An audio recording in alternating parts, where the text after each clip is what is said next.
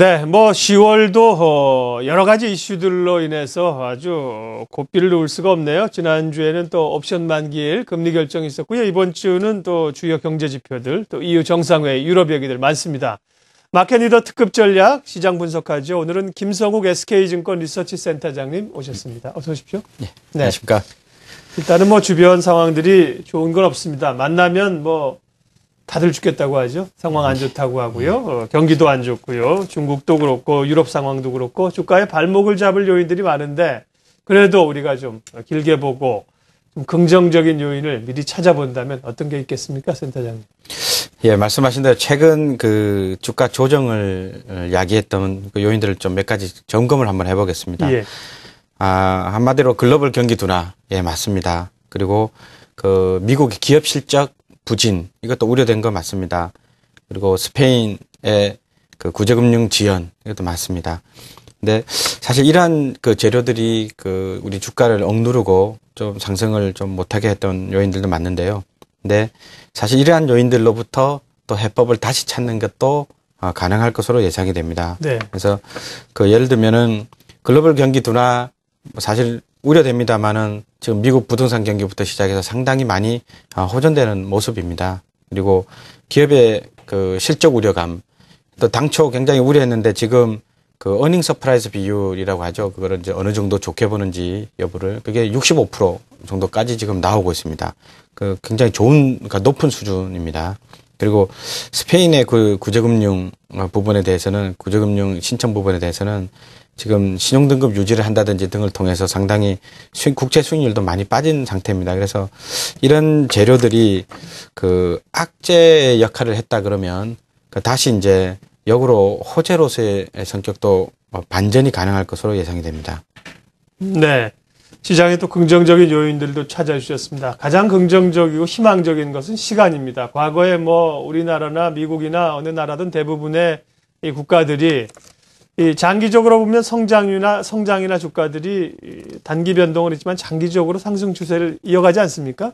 예, 그런 점에서 기대는 해보겠고요. 당장 오늘 이제 중국의 3분기 성장률 발표가 있습니다. 경기 저점 인식이 1분기에서 2분기, 3분기로 계속 지연되고 있는 상황입니다. 중국 경기 상황 어떻게 판단하시는지? 예, 중국이 지난 5월경부터 본격적으로 이제 금리 인하를 통해서 이제 경기 부양 조치가 나왔더랬죠. 네. 그래서 실제로 지금 예를 들면 한 10월 정도 지나가고 하면 한 5개월 내지 이제 6개월 정도 지나가고 있는 상황입니다. 통상적으로 금리 인하 등을 통해서 이제 경기 부양을 할 때 사실 한 6개월 정도 뒤부터 나오는 것으로 시장에서는 그렇게 알려지고 있습니다. 그래서 그 말씀하신 대로 그 1분기, 2분기, 3분기 계속 저점이 좀 늦어진 그런 모양입니다만은 이제부터는 그 중국 내부의 노력과 더불어 그 유럽 등 세계 경기의 전망 부분에서 이제 호전 그 초기에 들어가 있습니다. 그래서 이것들이 상호 작용을 거치면 3분기가 중국의 경기 저점이라는 거에 대해서는 상당히 시각이 가능하다고 생각이 됩니다. 물론 이제 그 경기의 상승의 모양에 대해서는 U자냐 V자냐 이런 것에서는 논란의 여지가 있을 수 있습니다. 근데 분명한 것은 이제 바닥권 형성했다는 것에 대해서는 인식을 해야 될 것으로 예상이 됩니다. 네. 오늘 마켓 리더 특급 전략 SK증권 김성욱 리서치 센터장님 함께하고 있습니다. Q3 발표 이후에 외국인 자금의 강력한 좀 매수를 기대했는데 사는 것 같다가 좀 주춤하고요. 그 요인 가운데 글로벌 경제에 대한 불확실성도 외국인 투자자들이 가지고 있고 원화 강세도 상당히 좀 작용하는 거 아닌가 이런 얘기도 있었어요. 외국인들 향후 움직임 그리고 어제 오늘 나타나는 연기금 쪽에서의 고원 투수로서의 가능성 수급은 어떻게 보시나요? 예, 연기금 이제 주식시장에 참여하는 그 형태는 그 전체 자산에서 일정 그 비중이 차지되도록 그래서 그 밴드를 설정하고 있습니다. 그래서 그 밴드 이하 때 오면은 아무래도 매수 타이밍에 가까우면은 추가 매수를 하고요. 그 밴드 위 상단에 올라가면 또 비중을 축소하거나 늘리지 않는 쪽으로 하지 않습니까? 그래서 지금 뭐 정확한 거는 이제 알 수 없습니다만은 그런 측면에서 보면 이제 밴드 그 내에서 충분히 융통성이 있는 부분이 있을 것으로 예상이 됩니다. 예, 그래서 그 매도세에 따라 주가가 하락할 경우에는 어느 정도 비중 유지를 위해서 추가 매수도 가능한 것으로 판단이 되고요.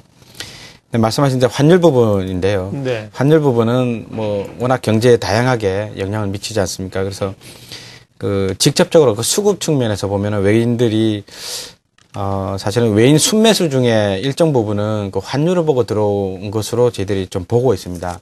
다시 말씀드리면 환율에서 좀 소위 말하는 이익을 창출하면은 그럼 이제 매도세로 전환해서 빠져나갈 수 있는 돈도 분명히 포함됐을 것으로 예상이 됩니다. 그래서 이 그 규모가 어느 정도 예상이 되느냐는 거는 판단이 쉽지 않습니다만은 그래서 한 1조 정도는 가능할 것으로 예상이 됩니다. 근데 그 환율 부분이라는 게 이제 급락이 아니고 이제 펀더멘털 반영해서 이제 서서히 반영한다 그러면은 굳이 외국인들도 급작스럽게 매도세로 전환하는 것은 사실은 뭐 쉽지는 않을 것으로 예상이 됩니다.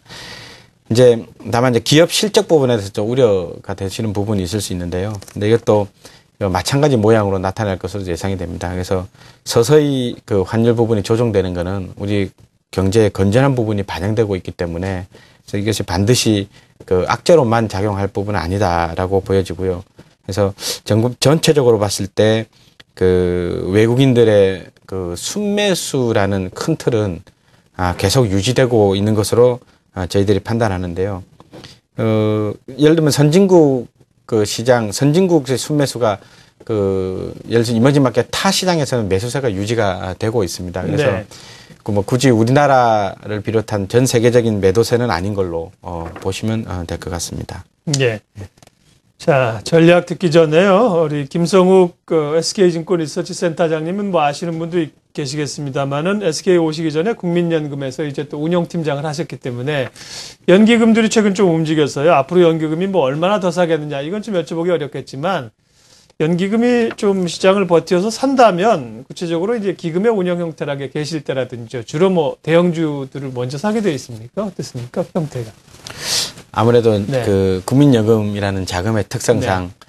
그 정말로 장기적으로 그 우수한 기업들 우선적으로 고려해서 네. 살 수밖에 없는 상황은 맞는 것 같습니다. 그래서 그 상당히 그 대형주 중에서 그 경쟁력 있고 지속 성장 가능한 종목을 우선적으로 편입을 하는 게 그 운영의 그 목적상 맞다고 생각합니다. 네. 그래서 투신하고 좀 다른 거죠. 투신은 이제 단기 수익을 내야 되기 때문에요. 일정 부분은 또 네. 역할상으로 보면은 조금씩 나눠서 말씀하신 대로 나눠서 역할하는 게 또 맞다고 생각이 네. 듭니다.